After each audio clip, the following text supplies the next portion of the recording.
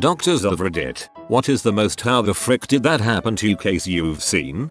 Not me, but a nurse friend. Guy comes in complaining of pain sitting down, pain in his rectal area. She goes to take a look and this man's anus is so infected it was almost gangrenous. The infection wasn't just around the shit chute, it had traveled inches deep into his body, literally using pus. One nurse had to excuse herself and almost passed out due to the smell. I was told, but no idea what caused it or whatever happened to the poor guy. Probably injecting drugs Swamp of Dagobah style. 70-year guy came into the VA clinic for a bad cough and admitted due to temp of 104F. He was mine and I found lumps on his neck on exam. He had tuberculosis, scrofula. So, why does he have TB in the US? We do HIV test and he's been with some prostitutes. He also developed some other complications and was finally discharged after 4 weeks. Poor guy got a cough from fricking. My cousin is a paramedic in a large city and had these stories. 1. Victim is a powerlifter with a home gym. Tries to squat too much weight, and on the upward push herniates his sphincter. When he got there the man had 6-8 inches of his small intestine coming out of his butt. Apparently the medical street slang for this is red socking yourself. 2. Victim is a man with a flashing fetish. Late in the night, he walks to a 7-Eleven, waits until the female cashier turns her back, and then opens his jacket so his erect member is lying on the glass countertop by the register. In a panic, the cashier grabs the first thing she could find, a can of tomato soup, and in an adrenaline rage brings the can down on his erect dong. He said this apparently almost entirely severs the man's dong, which fully erect is moving a lot of blood through it. He said the man nearly bled to death and the 7-Eleven looked like a murder scene when they arrived. 3. Victim is a morbidly obese man, completely naked, masturbating with a can of soup lubed with honey he is shoving up his butt. In the process, he stimulates his prostate nerve too much, has a heart attack, and dies. That's what he responded to, a naked, sweaty, morbidly obese corpse with a honey lubed can of soup halfway up his butt. He mentions they had to make efforts to keep the victim's small dog out of the room, as the dog was quite drawn to the honey. Please don't think about doing M's unless you're willing to see some truly horrifying crap. Not a doctor but former psychiatric nurse. I have seen all manner of weird and wonderful things, yet the most perplexing was a young girl we nursed in PICU with history of pica. When we took her for x-rays, due to her complaining her stomach was hurting, we found a belt buckle, a full-size spoon and butter knife as well as an assortment of batteries. As far as I recall, as it was some time ago now, they had to operate immediately to remove, and again if I recall correctly it was the batteries they were most concerned about, as if one exploded started leaking it would have caused irreparable damage. I have never seen a set of x-rays like it and seeing was believing. Incredible how the heck she managed to get them in there, but never underestimate the willpower of psychosis. Was working in A&E a few years ago. The witching hour was upon us and a man came in looking in some discomfort. He had a delicate issue in his nether regions. He was very embarrassed, so off we went to a cubicle where he told us that he had fashioned himself a not made for purpose cock ring out of a large metal nut. Unfortunately there was no venous return possible and his dong had become edematous, swollen, and painful. He hoped it might subside, but then it started turning blue. By the time we saw it, it was extremely swollen and turning black. If he thought he was saving himself embarrassment by waiting, he thought again when we called the fire brigade to bring their large cutting instruments to free his strangulated member. The urologist said he would keep his peace but may suffer functional problems in the future. That guy's freaking nuts.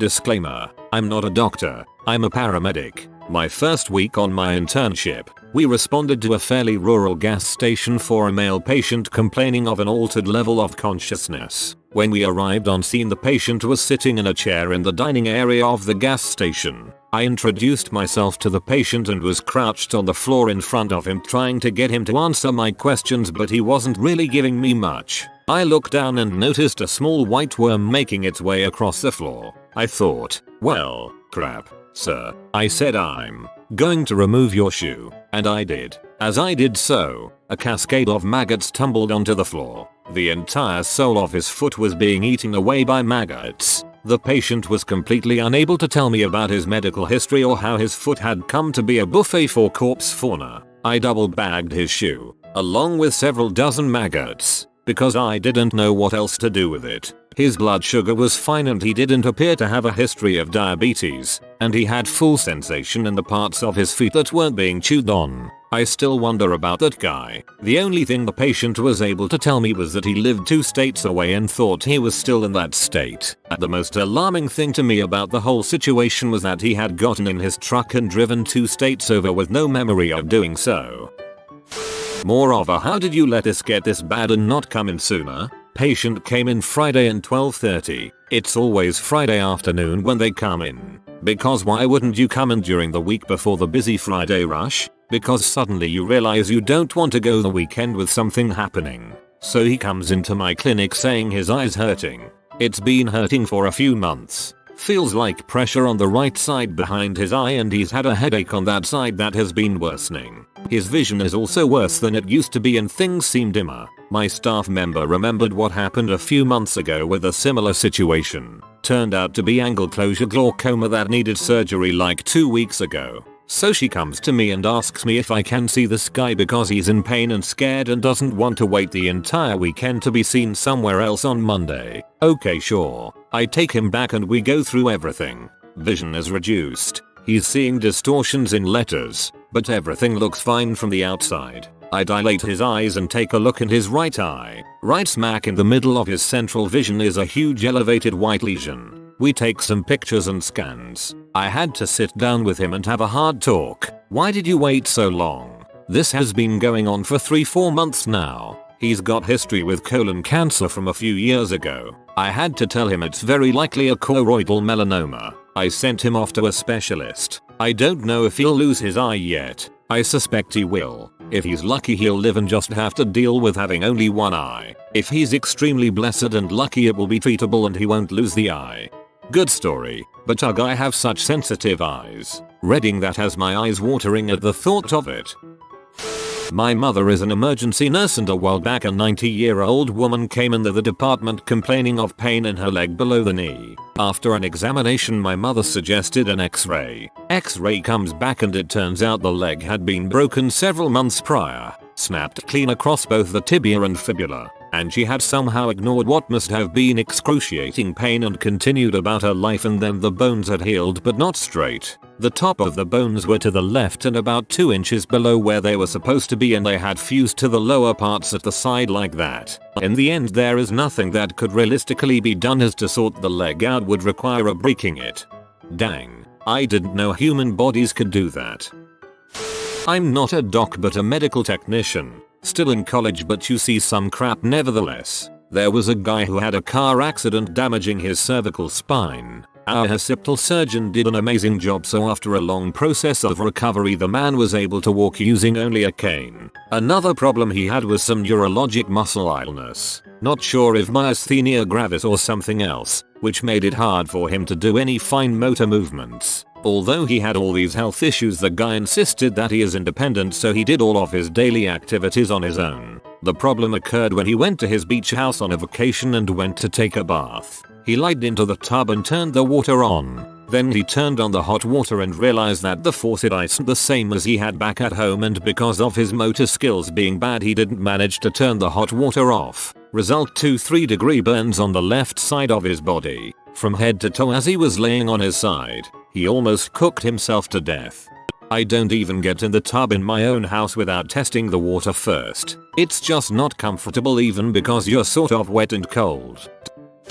My doctor was very confused how 9-year-old me managed to completely rip my big toe's nail out at 3 AM. I tripped running down the hallway on the way back from the toilet, cause you know monsters, and slid along my carpeted hallway. The friction between my toe and the carpet ripped it out. OMG, I think I just shaved 3 years off my life by reading this. A very tame example, but here's one. Mum, an ex-nurse, told me one day a patient came in who had basically no social interaction whatsoever, so he looked like a complete mess, with hair nearly down to his hips. As the nurses cleaned him up they noticed his hair was quite thick around his head, and they couldn't cut through it. Turned out the guy had been wearing a beanie for the last 10 years and his hair had just grown through it and over it. Wow, I wish there were pictures on this one. Nurse here. A girl came into the OR with a retained bottle cap over her cervix. That had been there 2 years. 2 years. Sounds like at-home contraception gone wrong. I'm an OPA. Patient tried to kill themselves by slitting left wrist. Patient was unsuccessful, as they missed the deep anatomy and arteries, but certainly cut bad enough to cause a heck of an infection. Fast forward a few months without seeking medical treatment and the necrosis had eaten up the vast majority of the forearm, exposing a large amount of bone and tendon. When I asked if it hurt, patient used an index finger, jabbed the exposed distal radius and said, "Right here, shudder." There was a patient in the hospital where I work, and one of his legs had gotten so infected it split open and maggots were living inside of the open wound, and he called them his pets. That sounds like a good reason to request a psych eval.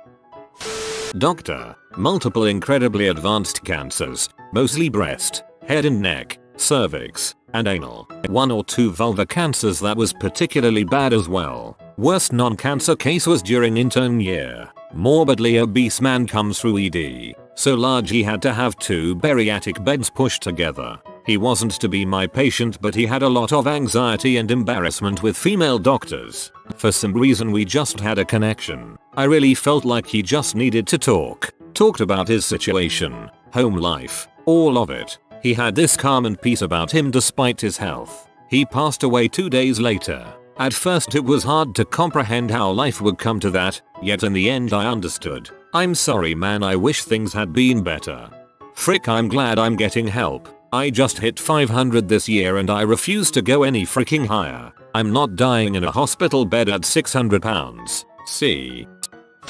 My neighbor was an ex-emergency room nurse. Whenever we would ask her about strange cases, most answers were you don't want to know. The only story I have is really strange. One day, a morbidly obese woman rolls into the emergency room. Her legs couldn't support her weight anymore, and complains about mild stomach pain. After letting several people with mild ailments get treated before her, she sits up and rolls to the staff-only water cooler behind the counter. My neighbor tells her about how the cooler is only for staff, and she starts to go away. Midway, she stops and from under her skirt a baby falls on the floor. Apparently this woman was pregnant and didn't notice because of her weight. How the heck didn't she feel giving the excruciating pain of giving birth? WTF. Edit. The baby lived, and apparently she just had intercourse without protection and was stupid enough to believe she wouldn't get pregnant. I'm not really sure if she kept it or not, but I'd like to think so. Doctors were surprised when little third grader me was brought in with a lacerated spleen and lungs gradually filling with fluid. I tripped and fell off of an 8-foot bridge into a creek on my dad's property, and a rather large rock caught my fall, hitting my ribcage just right. My dad thought I was just being a pea and told me to sleep it off, but 8 hours later my mom found out. They were divorced and rushed me to the hospital. Thankfully, spleens are very good at regenerating and I made a full recovery with some physical therapy. So, my top moment of how the frick did that happen was I was on my internal medicine ward's rotation. I had this guy in his late 60s come in. They told me it was an admission, but they were stupid vague. So, whatever. I go in and I notice on his left hand was this golf ball sized blood clot with a bruise that extended to his elbow. Now, I want to make sure this image is clear. There was a black purple golf ball sized oozing ball on the back of his hand. Still with me? I, like with all patients, ask what brought him to the hospital. Well, you see, I went to my psychiatrist, cause I've been having problems sleeping. I wanted a sleeping pill you see, and I immediately stop him right there and clarify, so you are here for a sleeping pill? He says yes, so my psychiatrist didn't want to. I stop him, say haha, no you are here cause of your hand. What happened with your hand? He kinda ignores me, wanting to just blow it off. I refuse to let him talk to me about anything else till he tells me about his hand. Long story short, he was on a blood thinner called warfarin. There is a measure of how the blood clots called the INR. Normal people are around 1.0. People on warfarin are often aiming for a 2.03.0 INR. His was fricking 9.0, and the mother wanted to leave when I told him that. I had to put him under a legal medical hold to fix it so that he didn't turn his head too fast and have a brain bleed. By the end of his admission, he admitted to like taking all the random OTC herbal crap online cause he read it was good for him. Friend of mine saw a lady in dermatology clinic with a basal cell carcinoma that she left alone for so long it had eroded into her orbit, the bit of the skull which houses the eye. A slow growing skin cancer that could have been cut out in a single visit to the doctor now meant she had to lose an eye through a massive skull surgery, and all because she didn't want to bother anyone.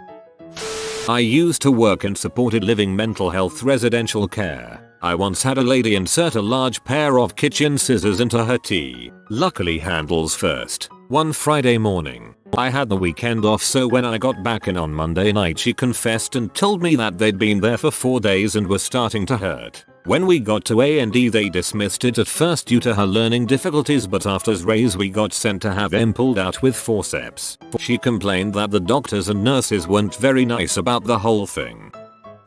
An old lady from church went to the doctor after her neck had been midly sore for a while, and it turned out that it had been broken for weeks. No idea how she managed to survive that. I broke my neck a few years back in an ATV accident. They're not always fatal or even paralyzing. Sometimes the fractures run parallel to the nerve column, so the nerves are never hurt. Not common though. I heard that roughly 0.5% of cervical vertebrae fractures don't result in nerve damage or death. Not me, but my best friend is a nurse. Said the worst thing she ever saw was a guy coming after a motorcycle wreck. He was still moving, breathing etc in the ambulance, but once he got to the air, they had to cut his helmet off. Apparently the helmet was the only thing keeping dude alive. Once his helmet came off his brains splattered everywhere and he was dead on the table. I guess that's why they're called brain buckets. Patient, a farmer, needed complete bed rest. He convinced me that he would rest at home, so was discharged. Admitted 2 days later with a crushed foot. His explanation, a beast stood on it. He meant a cow. As someone whose entire extended family grew up farming, never trust a farmer to lie down and rest if they aren't either directly supervised or tied down to the bed. Grandma is currently on her 4th broken hip because she just will not stop climbing up on the nearest stool or chair or whatever every time she wants to reach something more than 4 feet off the ground. Not a doctor, but a witness to something. My family went to Disney World a few years ago and we met up with some family friends. On the Space Mountain ride, the husband raised his hands. His wedding ring got caught on something above him, and it ripped his finger almost completely off. It was hanging by a piece of skin. Thankfully he got into the air soon enough to save his finger, but he can't move it and doesn't have feeling in it. This is why I don't ever wear jewelry. Spent years as a marine aircraft mechanic and every 3 months they show you the same dang pictures of the same mishaps and remind you not to wear jewelry. I guess it took. Thanks for the reinforcement. There used to be a brand of vacuum cleaner looked like a sideways barrel on 4 wheels with a suction port on one end and an exhaust on the other. It was just the right height and circumference for doggy style non-organic humping. One year the new model comes out and the metal high-speed fan that provided the suction had been moved from the exhaust side to the suction side. That year a whole bunch of men appeared in ERs across the nation with the same story to explain dong lacerations. They were vacuuming in their bathrobe when somehow the robe opened and the dong got sucked into the vacuum.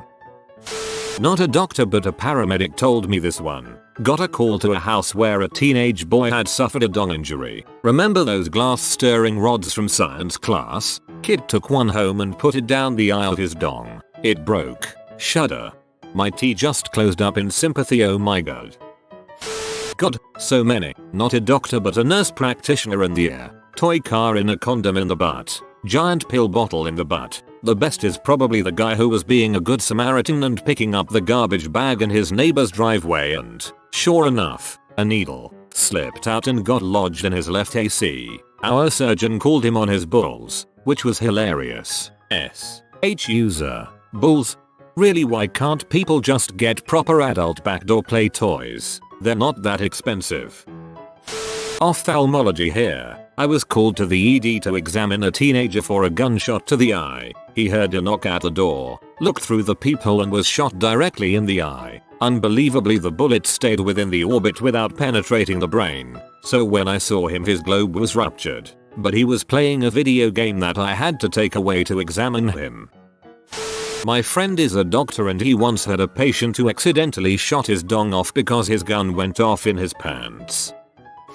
Still a third year med student, but my dad is a psychiatrist who used to work for the Center for Victims of Torture. I knew it was a really bad day as a kid when he came home and just sat, watching us, crying. Ouch, this one hurt. I work at a hospital, and about a year ago, we had a guy come in that had injected car battery acid into his arms. The ED doc had no clue how to treat him. Not sure what ultimately happened to the dude.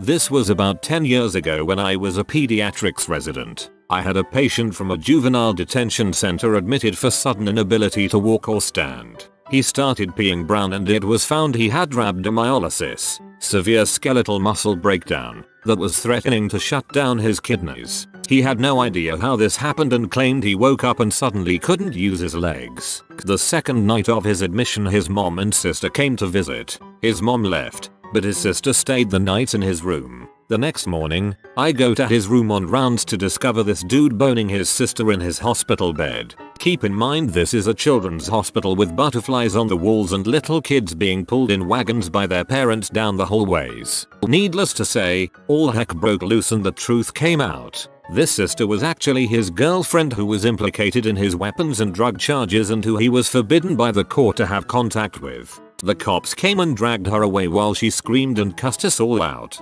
Stunned parents of other patients looked on in horror. The guy's rhabdo eventually cleared and he didn't need to go on dialysis. He started to regain strength in his legs. Before discharge, he finally admitted what triggered the muscle breakdown and his leg weakness. He did 1,000 leg squats, all to get released from juvie and see his girlfriend. I presented the case at Morning Report the next day and called it the Shank redemption.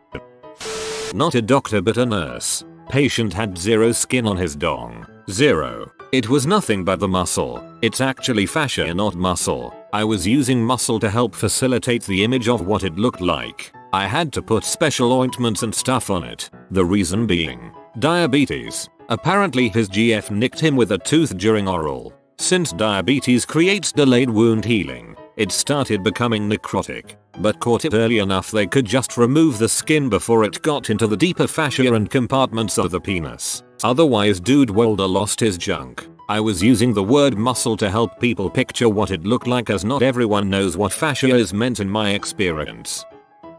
Not my patient, other than fellow residents. He's presenting an admission from the previous night to the attending senior physician, a woman with some intellectual disabilities and some stereotyped behaviors, one of which was picking at her scalp. Her caregivers had been trying to take care of this but finally brought her in when they noticed that the hole was getting kind of deep. My co-resident was describing the physical exam and said something like there was a 3 cm defect in the scalp that appeared to be about 4-5 cm deep. The attending interrupted him at that point and said, "Wait, it can't be that deep. She'd be right through her skull and into her brain at that point." The resident coughed, looked uncomfortable, and said, "Yes, that's correct. Let's get to the head CT." Basically this poor woman had picked her scalp to the point where she'd gone right through the skull and started to pick at her brain.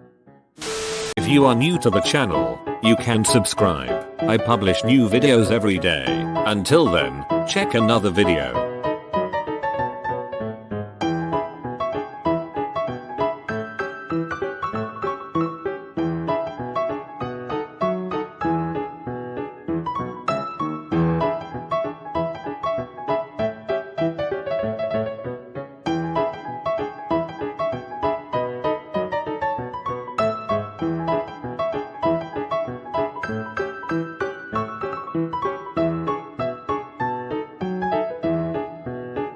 Bye for now.